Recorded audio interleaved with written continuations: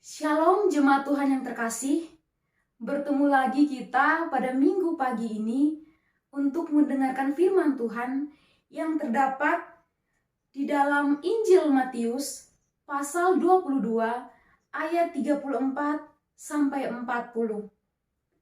Perenungan kita didasarkan pada tema mengasihi Tuhan dan sesama. Jemaat Tuhan yang terkasih, jika kita mendengar tentang kasih, kasih merupakan suatu perasaan memiliki dan juga menyayangi.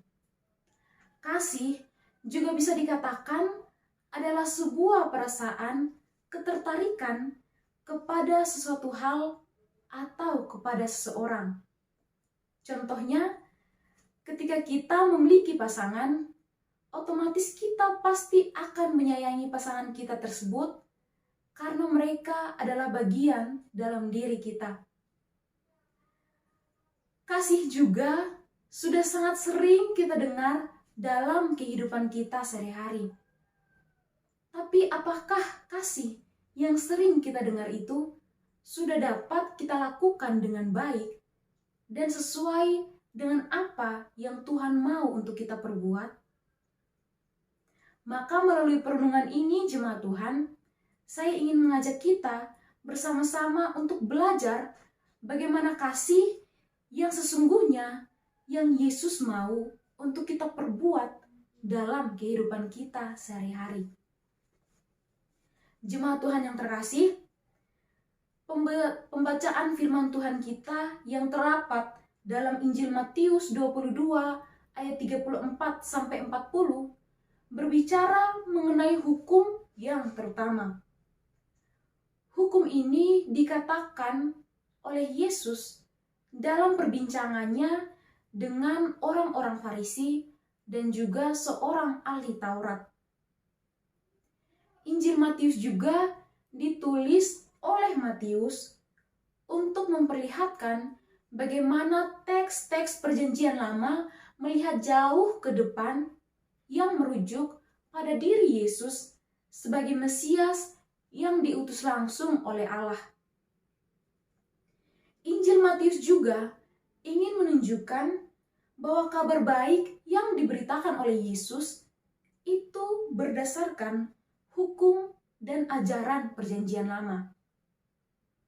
Dan juga Injil Matius dituliskan untuk menunjukkan bahwa sejumlah besar perbuatan dan juga perkataan yang dikatakan oleh Yesus itu sudah dinubuatkan beratus-ratus tahun pada zaman dulu oleh Nabi Israel.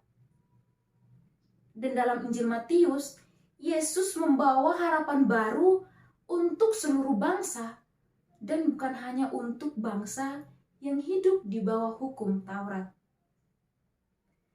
Melalui perenungan ini, Yesus mau mengundang kita untuk percaya, mengabdi kepada dirinya, serta mengasihi Yesus dan juga sesama. Bapak, Ibu, Saudara yang terkasih, perenungan kita mengenai hukum yang terutama yang dikatakan atau yang ditanyakan oleh seorang ahli Taurat ini, sesungguhnya pertanyaan ini adalah pertanyaan yang ingin mencobai Yesus. Padahal kita tahu dari namanya saja seorang ahli Taurat. Otomatis Taurat ini menjadi bagian dalam dirinya. Otomatis ahli Taurat ini dalam kesehariannya, dia terus mempelajari hukum-hukum Taurat. Dan bisa dikatakan bahwa hukum ini tidak bisa terlepas dari dalam diri seorang ahli Taurat. Maka sangat tidak mungkin bahwa ahli Taurat ini tidak mengetahui pertanyaan atau jawaban atas pertanyaan yang dia tanyakan kepada Yesus. Tetapi karena niat jahatnya untuk mencobai Yesus, maka dia menanyakan pertanyaan ini kepada Yesus. Namun ternyata rencananya ini gagal. Kenapa gagal? Gagal karena Yesus menjawab pertanyaan dari ahli Taurat ini dengan jawaban yang tepat, bahwasanya hukum yang terutama adalah mengasihi Tuhan Allahmu dengan segenap hatimu.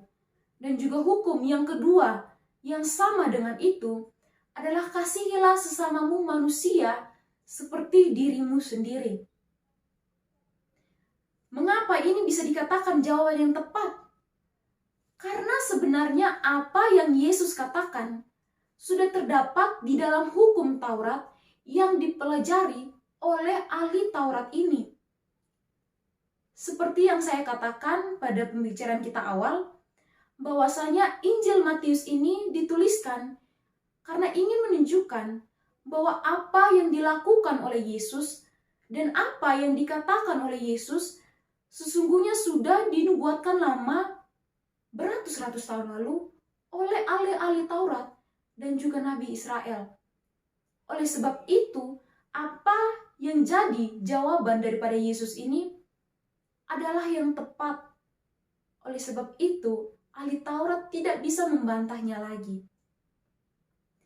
Lalu kenapa apa yang dikatakan Yesus ini bisa dan sampai saat ini kita lakukan dalam kehidupan kita?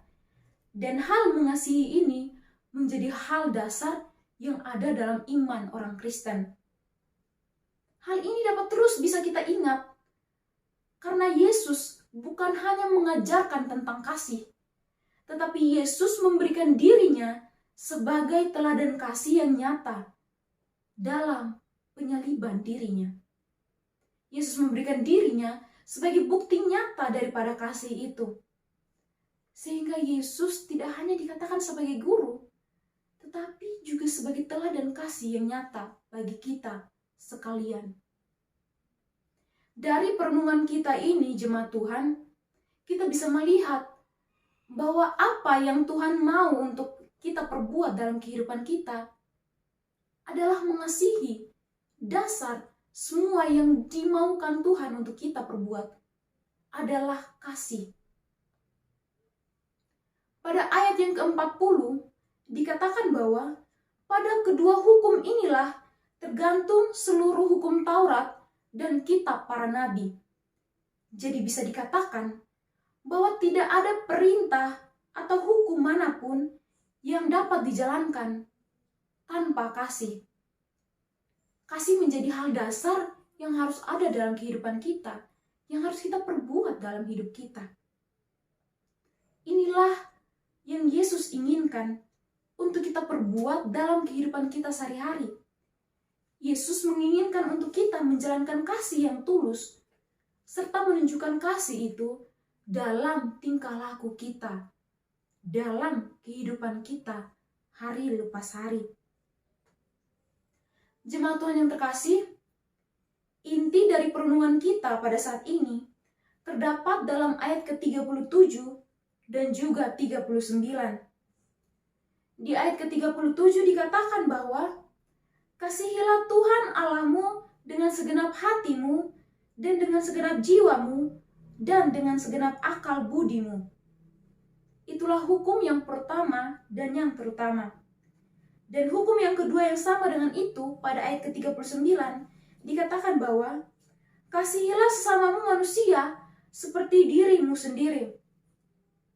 Dari kedua perintah inilah kita bisa melihat bahwa Allah menuntut untuk kita memberikan keseluruhan diri kita, keseluruhan hidup kita untuk mengasihi Yesus, untuk mengasihi dirinya. Yesus tidak mau ada pembanding dan Yesus tidak mau ada saingan dalam hal mengasihi dirinya. Dia ingin kita memberikan keseluruhan diri kita untuk mengasihi dirinya.